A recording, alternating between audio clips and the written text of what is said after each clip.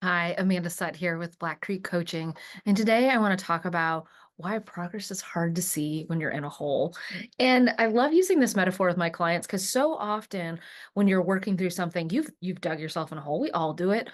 I'm always digging myself out of some hole or another. But what happens when you're in a hole and you start to fill it in, you're still in a hole. And that can be really disheartening, like when you're trying to work through it. But the only my mom used to say this all the time is the only way through it is through it. You've just got to keep filling in that hole. But how do you keep your head in the game? How do you keep motivated with this when you're in a hole and you're slowly filling up a hole? And that's part of what I want to, check in today on. And one of the best ways to do is give yourself progress marks. Like if you're deep in a hole, you need to start making little marks on the side. Say, I want to fill it into here, fill it up. And then you'll eventually get to a point where you can actually see over the top. And then when eventually you fill that hole in, there's also a big change that happens there because so much of your existence is about fixing a problem or filling in your hole. And then all of a sudden that's fixed. You're going to have to shift once that happens. And you do it to make sure that you understand because so much energy has been just going into that all of a sudden that problem's not there. Your reality is different. So how do you address that? So you just really have to be kind to yourself in this and really help build that in. There is a book out there that I absolutely love. It's called The Gap and the Gain by Dan Sullivan and Dr. Benjamin Hardy. And I love this little summary of it that really addresses this. And it says most people, especially highly ambitious people, are unhappy because what they measure themselves against. We all have an ideal, which is a moving target, always out of reach. And when we measure ourselves against our ideal, we're in the gap. However, when we measure ourselves against our previous selves, the person we were when we set the goals and ideals, will be in the game. And the idea, one of the ones that stuck with me the most, and I love to say, is that gap is so oftentimes the horizon line. Well, you're never going to get to the horizon line. You're going to just keep moving along, but it's always out there.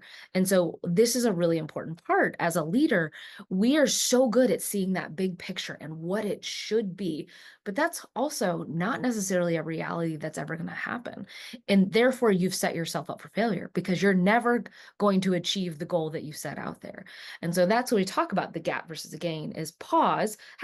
Knowing where you're going is very important. I don't want to undermine that, but you need to stop and sometimes turn around and say, oh, wow, look how far we've come. And that needs to become a big part of your process as a leader, not just for yourself, but also help your team do this as well. I'm going to do some more content later on about how I like to approach mentoring and how do you work with your team. But one of the things that came up with me a lot was my team would be always working on a new problem and they get so frustrated. And they get frustrated because they're like, everything's always broken. And it's like, whoa, whoa, whoa. I can see the progress that they've made, that they've come so far. But because they're always faced with a new challenge, which is part of just being human, um, it feels like it's repetitive for them as opposed to making progress. So one of the things we actually just took a spreadsheet out and we started writing down what their biggest like challenges are, also what their favorite things are, because I think it's really important to acknowledge what's working. But over time, even looking back 3 months, they start to see, oh, wait a second, I solved that problem. And there would be a sense of pride of what they were able to fix. And by just having that small little list once a month, like chicken scratch, outline, nothing super formal, but just enough for everybody to remember, oh yeah, I have made it better, or this is improving. So it's really important. Same thing with when you're in a hole. You've got to give those moments to realize, hey, that hole, it's not as deep as it used to be. And it's going to take some time because typically when you come to coaching, you're in a hole. You're doing it because you're in some type of pain. And typically you're coming to make that change because it's uncomfortable enough. If that hole isn't very deep and you're like, yeah, it's fine, guess what? You're just going to leave it. And that's also okay.